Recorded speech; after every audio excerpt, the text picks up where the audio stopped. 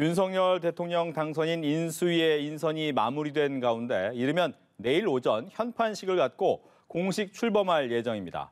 한 차례 부산된 문재인 대통령과의 회동도 재성사를 위한 조율이 계속 이루어지고 있습니다. 이 시각 정치권 이슈 이상일 전 국민의힘 의원, 이강윤 정치평론가 두 분과 함께 짚어보겠습니다. 안녕하십니까? 네, 안녕하세요. 안녕하십시오. 청와대에서 회동이 무산이 돼서 하루가 지나가고 있는데 여러 이야기가 나옵니다. 그중에 한 가지가 이제 한국은행 총재 얘기 나오는데 이 얘기 나온 이유는 어디 있습니까? 지금 일단은 양측이 정확히 밝히지는 않기로 했는데 지금 민주당 쪽에서는 그 윤호중 비대위원장께서 뭐 청와대 이야기를 좀 뭐 들으신 건지는 몰라도 선거 직후에 좀 정치 공세성 말씀을 하십니다. 뭐 인수위 쪽이 점령군 행세를 했기 때문에 그런다. 그런데 지금 한국은행 총재 임기가 3월 말로 끝나는 상황이고요. 그렇다면 이 당선인이 사실 인사할 수 있도록 해주는 게 저는 상식에 맞는 처신이라고 생각합니다. 물론 현 대통령의 인사권은 있지만 과거에도 물러나는 대통령이 이제 임기가 얼마 남지 않은 상황에서 공기업의 주요 포스트를 이렇게 막 인사를 하고 이런 경우는 별로 없는데 그리고 문재인 대통령도 야당 대표 시절에 2016년 12월에 당시 박근혜 대통령 탄핵됐을 때 이제 탄핵 소찬이 국회 가결되고 대통령 이제 업무가 정지된 상황에서 한교안 대통령 대행에게 주요 공기업에 대한 인사하지 말라고 하셨어요. 그런 상황에서 뭐 인사를 청와대에서 대통령 인사권이 있지만 그걸 행사하겠다. 근데 지금 최근에 줄줄이 주요 공기업의 인사가 이루어지고 있거든요. 한국수력원자력 사장의 경우도 이미 임기 3년 지나서 1년 연임했는데 또 1년 연임하겠다고 이렇게 하고 한국 IPTV 협회 회장은 청와대 수석했던 분이 임명이 됐고요. 또 청와대 비서관 출신 김재남 전 정의당 의원 같은 경우도 지금 공기업에 가 있고 민주당의 제주도 사무처장 같은 분은 뭐 또 가스안전공사인가요? 감사로 가고 이거는 좀 상식에 맞지 않다. 그리고 공정하지도 않다. 이제 이런 생각이 듭니다. 그래서 인수위 쪽에서 이 공기업의 주요 공기업 임기가 얼마 안 남고 이제 그 새롭게 임명을 해야 되는 분들은 좀 협의를 하자 이렇게 이야기한 거를 청와대가 불쾌하게 생각했는지는 모르겠습니다. 그런데 이거는 청와대가 새로 들어오는 정부의 그 입장을 이렇게 이해를 해주고 자기들이 과거에 또 그렇게 이야기를 했으니까 좀 원만하게 타협을 보는 방식으로 가는 게 좋겠다 이런 생각이 듭니다. 네. 하지만 현재 권한은 대통령한테 있다라는 그렇죠. 것이 이야기인 거죠. 예. 이쪽 말 들으면 이해가 가고요. 저쪽 말 들으면 또 이해 못할 바도 아닙니다. 이상일 의원께서 꼼꼼히 굉장히 많은 리스트를 거의 다 외워오셔가지고 하나하나 다 대주셨는데 이 문제로 신구 권력이 이렇게 다툴 일인가? 처음 만나는 건데 네. 안 그래도 트러블이 생기면 이상하게 해석하기 십상인데 문재인 대통령과 윤석열 당선인은 매우 특이한 구석이 많잖아요. 거의 21개월 만에 만날 뻔했는데 어제 며칠 있으면 다시 볼 것 같긴 하지만 검찰총장으로 마지막 헤어지고서 이제는 차기 대통령 그것도 상대 진영에 그랬으니까 참 이런 기구한 운명이 흔치는 않을 것 같습니다. 기본적으로 대통령에게 인사권이 있는 건 맞고요. 솔직히 무엇 때문에 불과 약속 시간 4시간을 앞두고 중요한 미팅이 어그러졌는지는 모르겠어요. 사인 간에도 이런 일은 그렇게 쉽게 일어나는 건 아닌데 아주 가까울 때나 당일 취소 이런 걸 하지만 코로나 때문에 못 만납니다. 이 정도는 하죠. 네. 예. 그게 지금 인사 문제인지 이 의원께서 쭉 말씀하신 인사 문제인지 이명박 전 대통령 사면건인지 또 다른 뭐가 있는지는 모르겠습니다.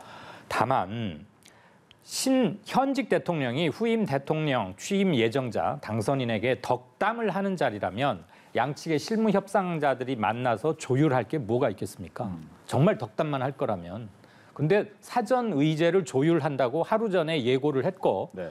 이러이러한 뭐 장제원 이철희 정무수석 다 신임을 받는 사람들이고 제 직분을 하는 사람들이잖아요. 그래서 뭐 하나보다 했고 발표를 해서 이루어지나.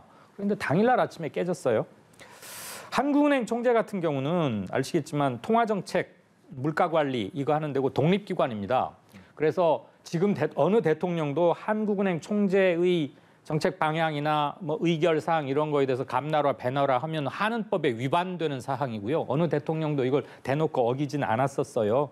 그런데 거시정책 방향에서는 뗄래야 뗄 수 없는 관계니까 윤석열 당선인 입장에서는 가급적이면 자기와 정치 철학이 경제를 바라보는 눈이 같거나 이런 사람을 했으면 하는 바람이 있겠지만 과연 그것 때문에 틀어졌을까? 사면 문제도 좀 그러하고요.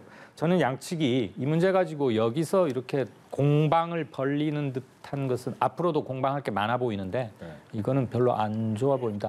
서로 모양새를 위해서도 타협을 하지 않겠습니까? 다음 주쯤에. 지금 박수현 국민소통수석 같은 경우에는 만나서 허심탄회하게 이야기하면 될 거다라고 하는데 분위기가 허심탄회해질 수 있겠습니까? 그러니까 이 실무자들이 뭐 그 사실은 의중을 대통령과 또 당선인의 의중을 잘 아는 분이잖아요. 그러니까 장제원 당선인 비서실장, 이철희 청와대 정무수석. 일단은 한번 신경전을 벌였다면 또 다시 만나서 좀 더 원만하게 타협하는 방안을 마련해 주는 게 좋겠는데 이제는 임기 얼마 남지 않은 물러나는 정부가 새로 들어오는 정부가 일을 할 수 있게끔 해주는 그런 것들이 저는 좀 필요하다고 생각을 하고 이 민주주의의 굉장히 중요한 원칙 중에 하나가 제도적 자제라는 말이 있습니다. 그러니까 고난을 갖고 있는데 대통령이 그 고난을 남용하지 않는 게 있어요. 그러니까 사법부 수장을 대통령이 지명을 하잖아요. 우리도. 그런데 미국의 경우에 누가 봐도 사법부 독립을 지킬 수 있고 사법부에서 존경받는 분을 대통령이 내 사람 심기보다는 그런 분을 이제 지명을 한단 말이죠. 근데 우리의 경우에 지금 김명수 대법원장이 과연 그런 제도적 자제를 현 문재인 대통령 행사했느냐 하면 저는 뭐 그렇게 하지 않았다고 생각하는 편인데 어찌됐든 대통령이 갖고 있는 인사권이라고 하더라도 새로 들어온 대통령 당선인이 일을 할 수 있게끔 그 좀 이렇게 공백을 좀 맡겨주는 이런 것들이 저는 상식에 맞고 이 제도적 자제라는 원칙에도 맞다. 그러니까 이런 걸 청와대가 좀 고려를 해줬으면 좋겠다 이런 생각을 하고 지금 인수위 쪽에서 안철수 인수위원장이 점령군 행세 이거 정말 하지 않도록 조심하자고 그런 상황입니다. 그리고 실제로 그렇게 점령군 행세하는 그런 건 없는데 민주당이 벌써 비상대책위원장이면 당대표 역할을 하는데 이분이 청와대와 인수위가 왜 어제 이 두 분의 회동이 결렬됐는지 이야기하지 않기로 했는데 그러면 서로 내용은 알 겁니다. 그러나 국민들을 보는 시각이 있고 국민들 앞에서 국민 통합을 해나가야 하는 상황에서 갈등하는 모습을 안 보여주겠다는 그런 이제 의중을 표출한 건데 지금 민주당의 비대위원장이 마치 뭐 점령군 행사를 인수위가 한 것처럼 이렇게 자꾸 정치적 공격을 하면 오히려 분위기는 더 나빠진다. 그러니까 이런 걸 염두에 두고 양쪽이 좀 더 상대를 좀 배려하면서 대화 타협을 하는 게 좋겠다 이런 생각입니다. 한 말씀만 드리고 싶어요. 윤석열 당선인도 앞으로 5년 후에는 지금 문재인 대통령과 비슷한 처지에 놓입니다. 또 이와 같은 일이 일어나지 말란 법이 없을 거고요. 방금 이상일 전 의원께서 아주 좋은 말씀하셨는데 현직 대통령에 대한 권위는 일단 존중하고 임기 중이니까 그리고 현직 대통령이 무엇을 할 수 있도록 모양새를 갖춰주면 좀 수월해지지 않을까. 왜냐하면 자기는 이제 곧 취임할 사람이고 5년 후에는 자기도 퇴임을 앞둔 사람이 될 거거든요. 그 정도로 말씀드리고 싶습니다. 알겠습니다. 하지만 이제 청와대 입장에서는 불편한 감정이 좀 많이 남아 있는 것 같아요. 이번에 청와대를 원래 광화문을 옮기겠다라고 했던 문재인 대통령이 그러지 못했는데 이 윤석열 당선인이 이 부분에 대해서 좀 적극적으로 좀 진행을 하려고 하니까 탁현민 오늘 얘기가 나왔습니다. 탁현민 비서관이 반박을 하는 것이 비서동하고 집무실이 좀 가깝다 이런 얘기도 했고 또 하나는 청와대 안 쓰면 우리가 좀 쓰겠다. 뭐 이런 얘기도 써가지고 좀 논란이 되고 있습니다. 이 부분 얘기 좀 해보겠습니다. 저는 그 탁현민 비서관은 매우 부적절한 지금 언행을 했다고 생각합니다. 그러니까 새로 들어오는 정부에 대한 일종의 뭐 시기 질투심이 묻어나는 그런 표현을 이제 한 거고. 그러면 선거 결과에 대한 진심으로 승복을 했느냐 이런 물음표도 찍을 수 있게 되고 게다가 청와대 계신 분이고 대통령 측근이기 때문에 그럼 문재인 대통령 생각이 이거냐고 연결될 수도 있는데 그래서 각별히 좀 언행에 신중을 해야 된다. 그리고 어제 대통령과 당선인 회동이 불발된 상황에서 청와대 비서관이 오늘 이런 이야기를 한다면 청와대가 이 오해를 충분히 살 수 있겠다 이런 생각이 들고요. 물론 현 청와대가 비서동에서 대통령이 어떻게 직무를 하시고 비서들과 어떤 소통을 하고 설명하는 건 저는 뭐 문제가 없다고 생각해요. 그런데 지금 청와대에 안 들어올 거면 이 청와대 우리가 쓰게 해달라. 이거는 매우 부적절하다. 윤석열 당선인이 청와대에 안 들어가겠다고 하는 것은 과거에 우리 지금 대통령제의 폐해로 많은 국민들이 인식하고 있는 제왕적인 대통령제의 어떤 모습, 국민들과 소통이 단절되는 모습, 구중궁궐에 대통령이 갇히는 모습, 이런 것들을 탈피를 해서 정말 대통령의 어떤 많은 이 권위주의적인 요소를 버리고 국민들과 더 다가가서 소통을 하고 국민들의 의견을 많이 경청하겠다는 취지이기 때문에 그 청와대를 나가는 거에 대해서 그런 표현을 하는 건 적절하지 않다 이런 생각이 듭니다. 네. 예.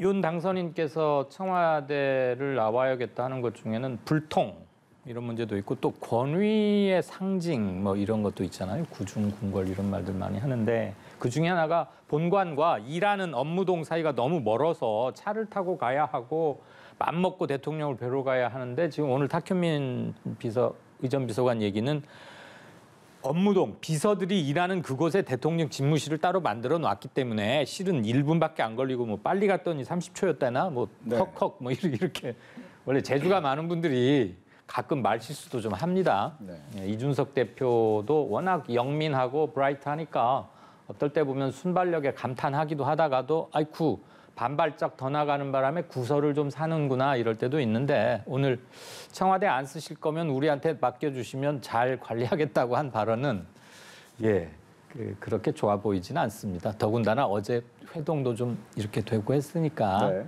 그런 말은 좀 조롱처럼 들릴 수 있지만 굳이 안 그래도 지금 할 일이 많은데 돈도 적지 않이 들여가면서 옮기겠다고 하는 곳이 다 장단점이 있는데 마땅치 않은 점도 많잖아요. 그렇죠. 그러니까 청와대에 이렇게 잘 갖춰져 있는 곳이니 웬만하면 여기 와서 좀 마음에 맞게 고쳐서 쓰시면 어떻겠습니까? 뭐 이런 뜻을 그렇게 표현한 게 아닌가 그렇게 해석하고 싶습니다. 그런데 청와대 옮기는 거요. 저는 이 점은 말씀드리고 싶어요. 앞으로 대통령 당선인이 계속 나올 텐데 5년에 한 번이건 또 헌법을 어떻게 바꾸든지 간에 새 대통령이 나올 텐데 대통령 당선인마다 자기 스타일을 고집하면서 나는 이런 곳에서 이런 오피스 환경에서 이런 업무 공간을 해서 집무하고 싶다. 그러면 늘 요번처럼 만들어야 합니까? 찾아야 합니까? 그래서 역사성 같은 걸 감안해서라도 써오고 있던 것을 계속 쓰고 거기 문제가 있으면 고치고 흔히들 뭐 시쳇말로 한간해서 이런 말 합니다. 청와대 터가 세서 역대 대통령들 말로가 안 좋았다 그러는데 저는 풍수를 믿지도 않지만 특히 이번 당선인에게는 풍수 무슨 법사 이런 것들이 괜히 따라붙어가지고 한간에 말들이 많았잖아요. 자, 품격을 더 이상 떨어지지 말고 그 말은 빼기로 합시다. 풍수 기운이 세서 역대 대통령들이 말로가 나빴겠습니까? 재임 중에 뭔가 문제 있는 행위가 있었기 때문에 임기가 끝나고 나서 좀 안 좋은 일이 생겼던 거 아니겠어요? 그래서 웬만하면 지금 뭐 국방부다 외교부다 막 알아보고 계신다는데 청와대를 좀 좋게 고쳐 쓰시고 그 돈 아끼고 지금 이런 얘기 오갈 때 차라리 정책 좀 내놔 주시면 더 좋겠다 이런 생각. 제가 좀 이거는 더 설명을 드려야 될 것 같은데 이 지금 청와대의 우리 모습을 우리 국민들께서 다 보고 계시거든요. 백악관은 비교적 제가 중앙일보 워싱턴 특파원을 했지만 소위 말해서 시내에 딱 자리 잡고 있어요. 우리 청와대보다 훨씬 작은 규모고 미국의 국민들이 다 바라볼 수 있는 구조인데도 백악관 버블이라는 말이 있습니다. 백악관 거품이죠. 그게 뭐냐면 대통령제에서 오는 여러 가지 이제 불가피한 현상인데 결국은 그 거품 속에 갇힌다는 거예요, 대통령이. 그러니까 민심으로부터 유리된다는 거죠. 근데 우리 청와대는 구조가 그런 문제가 있고 특히 청와대 위치도 그렇고 그래서 윤석열 당선인은 제왕적 대통령제 이거를 더 이상 하지 않겠다. 그 대통령 권한을 최대한 분산을 하겠다. 청와대 정부라는 말이 현 정부에는 나와 있습니다. 청와대가 모든 걸 좌지우지하는 상황. 그런 일이 있었지 않습니까? 청와대 행정관이 육군 참모총장한테 봅시다 하니까 육군 참모총장이 청와대 앞에 가서 만났잖아요. 그렇게 청와대가 많은 권한을 제가 보기에는 이거 헌법 이상의 권한을 남용하는 측면도 있었는데 네. 그런 일을 하지 않고 실무적으로 청와대를 운영을 하고 그러니까 이제 청와대라는 말 자체가 없어지는 거죠. 대통령 집무실, 비서실 이렇게 되는 건데 그래서 국민하고 더 소통을 하고 국민 속으로 들어가겠다는 취지에서 저거는 대통령 당선인의 강한 의지가 있기 때문에 다소 비용이 들더라도 국민과 소통을 통해서 국민의 의견을 더 수렴해서 더 좋은 정책, 국민을 위한 정책을 만들려는 거기 때문에 사실 우리 국민들도 오히려 박수를 보내고 있는 거거든요. 그러니까 지금 문재인 대통령 그거 하려다 못했지만 그거 공약을 광화문 시대에 열겠다는 공약을 취소했을 때 여론은 굉장히 좀 비판적이었어요. 그러니까 윤석열 당선인은 그 공약을 바로 실행하겠다는 거니까 돈이 좀 든다고 해서 그걸 우리 국민들이 비판적으로 바라보지는 저는 않겠다 이런 생각이고 그렇다면 이제 어디로 이전을 해서 앞으로 다른 이제 후임 대통령들도 제대로 일할 수 있는 이제 일단 기반을 잘 닦는 게 중요하고요. 들어가서 일을 제대로 하는 게 중요하다 이런 생각입니다. 네, 그러다 보니까 이제 국방부 얘기가 제일 많이 나오고 있어요. 뭐 비용적인 부분도 있고 여러 가지 안전성 경호 얘기도 나오면서 국방부 얘기가 나오는데 그러다 보니까 이제 전 김종대 의원 같은 경우에는 김종대 의원이죠. 그 국방부로 가는 것이 오히려 현재 국방부를 해체하는 거 아니냐라는 예. 또 논란이 있더라고요. 그렇죠. 그분이 뭐 군사 국방 쪽은 많이 아니까 그리고 예전에 인수위도 했고 청와대 근무도 해서 좀 디테일한 건 많이 알 거라고 보고요. 그 이상일 의원 좋은 말씀 해주셨는데 국방부가 유력하게 거론이 된다고 해요. 그런데 지금 현재 삼각지에 있는 국방부로 가면 지금 청와대보다 더 실은 백성들로부터 멀어진달까? 유리된달까? 그런 아시잖아요. 글쎄 꼭 그렇게 보이나요? 그래서 저는 좀 소통은 다른- 어디서 어느 집에서 어떤 시스템으로 해야 소통이 되고 안 되고보다는 마음의 문제인 것 같고 보니까 윤 당선인이 굉장히 소탈한 측면이 있는 것 같습니다. 아무 데서나 쉽게 얼리고 권위주의도 별로 없는 것 같아요. 저는 검사만 오래 하고 그래서 어깨에 힘이 잔뜩 들어가 있는 분이 아닐까 싶었는데 적어도 아직 그런 것 같지는 않은데 소통은 의지나 마음이 훨씬 중요하니까 좀 그런 생각을 해봤으면 좋겠다. 그럼 앞으로 대통령 선거 끝나면 다른 당선자가 또 나 여기 윤석열 당선인이 해놓은 네, 제가 대통령 보기에는 싫다. 다른 데도 그거는 하겠다. 그럼 미리 어떨 거예요? 상상할 이유는 없는 거고요. 일단 이렇게 한번 털을 닦아놓으면 네. 큰 무리가 없다면 다른 이제 후임 대통령 당선인들도 그걸 쓰지 않겠습니까? 그러니까 처음에 털을 어떻게 제대로 닦느냐, 그다음에 문화를 어떻게 제대로 정착을 시키느냐가 중요하고요. 이런 겁니다. 우리가 백악관의 대통령 모습을 보면 백악관 대통령은 여러 가지 일정 때문에 백악관을 드나들 때 제가 워싱턴 특파원을 했지만 그 백악관 기자들이 늘 진을 치고 지금 우리가 당대표들 백불 하듯이 네. 이번에 두 후보들 대통령 후보들도 백브리핑 많이 했지 않습니까? 기자들 질문을 받아요. 그 국민을 대신해서 기자들이 묻는 거거든요. 근데 우리 청와대 구조는 어떻게 돼 있느냐? 춘추관은 저 기퉁에 있습니다. 그리고 기자들은 비서동도 못 가요. 그러면 대통령이나 비서관이나 춘추관에 와서 하고 싶은 이야기만 하고 제대로 기자들 묻지도 않고 그다음에 특별히 대통령은 1년에 한 번 기자회견 할까 말까예요. 이런 거 안 하겠다는 거예요. 그러니까 윤석열 당선인은 선거운동 기간에도 이야기를 했습니다. 제가 대통령이 되더라도 이런 백불 형식의 기자들의 질문에 응하겠습니다 그랬거든요. 그럼 저 국방부 청사를 보면 청사 앞에 정문이 있잖아요. 예. 그럼 대통령이 퇴근 무렵에 기자들이 진을 치고 대통령한테 질문을 던질 그런 장면도 저는 나올 수가 있다라는 뭐 거고. 그건 지금 또 청와대에서 하나. 가능은 하죠. 아니요, 지금 청와대는 불가능하잖아요. 아니, 기자들이 대통령이 바로 관저로 퇴근하시고 저 대통령이 일부러 정문을 들르면 통해서 되죠. 아니 거기를 못 가게 돼 있으니까 아, 기자들이 허용해야 서 있는 거란 말이에요. 예. 그 다음에 지금 현 청와대 박수현 수석이나 이런 분들이 설명은 했지만 비서동에 현 대통령 집무실이 설치돼서 대통령이 자주 일하시는 건 맞아요. 그러나 본관에 또 집무실이 있는 건 사실이에요. 네. 본관에서 일을 볼 때 청와대 수석 비서관이나 비서관들은 결국은 차를 타고 이동하는 문제가 있어요. 그러니까 미국 백악관이나 뭐 독일 총리나 전부 그 일하는 구조가 바로 대통령 방에 옆에 비서관들 방에 같이 있어서 그 원만하게 소통하는 구조가 돼 있는데 국방부 청사는 그런 거 할 수 있어요. 그런데 지금 국방부로 갈지 네. 지금 광화문에 지금 외교 청사를 쓸지 아직 결정은 안 됐습니다. 그래서 지켜봐야 될 것 같아요. 네. 알겠습니다. 일단 뭐 최종적으로는 당선인이 정할 것이니까 두고는 보는데 어느 곳에서 직무를 하든 소통은 저는 의지와 마음에 더 큰 문제가 있다고 생각을 합니다. 알겠습니다. 시간상 다음 내용으로 좀 넘어가 볼까요? 이제 민주당 얘기를 해봐야 될 것 같습니다. 민주당 같은 경우에는 패배의 책임을 지고 비대위가 출범을 했죠. 근데 이제 최이배 비대위원이 문 대통령을 향해서 퇴임사에 반성문 남겨야 된다. 5년 동안 청와대 민주당이 정치 잘못했다. 이런 얘기를 좀 쓴소리를 하니까 청와대 출신 또 민주당 의원들이 무슨 소리냐? 이런 말 하면 안 된다라고 예. 얘기를 했단 말이죠. 먼저 얘기해 주시죠. 그럴만 했던 것 같아요. 뭐 굳이 출신을 가리자는 얘기는 아닙니다만 최이배 의원은 안철수 당대표와 같이 정치를 시작했고 시작했죠. 네, 그쪽 당 출신이긴 한데 이번에 뭐 정치적 철학도 비슷하고 하니까 대선 국면에서 합류를 했고 선거 패배 후에는 비대위원으로 합류했고 이분이 경제적인 문제에서는 매우 진보적이랄까 그런 견지를 갖고 있는 분이라는 걸 압니다. 나름대로 겸손하게 열심히 해왔는데 현직 대통령한테 좀 지나치게 말을 최소한의 예의도 좀 고려를 했으면 좋았겠건만 이번 선거의 패배의 책임이 죄송합니다. 패배의 책임이 문 대통령에게 굉장히 많은 듯이 뭐 읽으셨겠습니다만 한문학자인 박황희 박사가 쓴 나는 탄핵한다라는 제목의 글이 꽤 많이 읽힌 걸 압니다. 그런 것을 연상시키듯이 현 문재인 대통령에게 반성문을 남기라 이런 말을 했어요. 누구나 다 반성해야 하는 건 맞는데 퇴임사에다 그렇게 하라는 것은 조금 지나친 감은 있고요. 지금은 모두가 겸손하고 성찰해야겠죠. 특히 민주당은.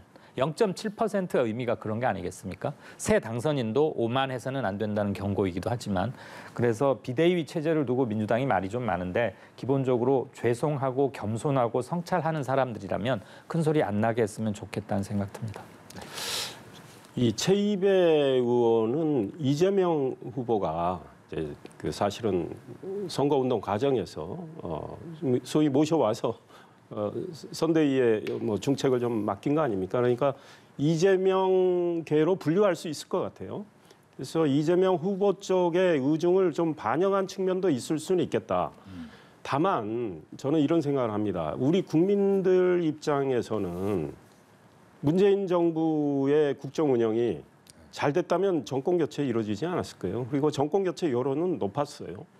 민주당 입장에서 문재인 정부의 어떤 국정 운영 실패가 선거운동하는데 굉장히 어려운 측면이 있었던 거를 최이배 의원은 뭐 지적을 했던 측면도 있다. 그리고 우리가 다 기억하듯이 지금 윤석열 당선인이 원래 정치하고자 하는 뜻이 없었잖아요. 그런데 조국 사건 수사를 하면서 이 수사를 지금 덮도록 하고 결국은 윤석열 검찰총장 찍어내기 위해서 추미애 장관을 앞세워서 했던 것들. 그래서 다 알고 있고 그 윤석열 당선인은 그래서 국민의 지지를 받았던 거예요. 권력의 눈치 보지 않고 검사의 소임을 하고자 했기 때문에 이제 이런 면에서 문재인 대통령 책임이 있다고 보는 거죠. 그런데 최이배 의원이 저런 말을 저렇게 하는 것과 관련해서 대통령을 모셨던 청와대 출신 의원들이 반발하는 건 더 당연한 측면이 있어요. 그런데 제가 보기에 민주당은 지금 0.73%포인트의 패배가 오히려 좀 독이 되는 거 아닌가 싶어요. 저희 국민의힘 입장에서는 야 이거 한 10%포인트 이겼다면 저희가 처음에 주장했던 대로 상당한 큰 표 차고 완승을 했기 때문에 우리가 교만해질 수 있는데 굉장히 우리는 긴장을 하고 조심조심하자 이런 게 있는데 민주당은 졌지만 잘 싸웠다. 젖잘싸라고 뭐 그러잖아요. 이런 게 이 반성과 쇄신 노력을 오히려 방해하는 측면이 있다. 그런 면에서 현 비대위 출범이 저는 윤호중 비대위원장은 책임으로 치면은 후보 송영길 대표 그다음 본인인데 그분이 비대위원장을 맡으면서 이 비대위에 과연 쇄신 어떤 의지가 있는가 이런 의문을 일으키게 했고 민주당 내에서도 그런 비판이 나오고 있잖아요. 그런 맥락에서 지금 최이배 의원이 저런 이야기를 하니까 민주당 내에는 앞으로 계속 좀 갈등이 좀 더 이렇게 이 당내에 커지는 거 아닌가 이런 생각을 해봅니다. 알겠습니다. 원래는 이제 노정희 선거관리위원장의 이제 사실상 사퇴 요구 거부 이 부분도 얘기를 하고 싶었는데 시간이 다 된 관계로 이 얘기는 다음에 들어야 될 것 같습니다. 오늘 두 분과 함께 정치권 이슈 이야기했습니다. 오늘 얘기 잘 들었습니다. 고맙습니다.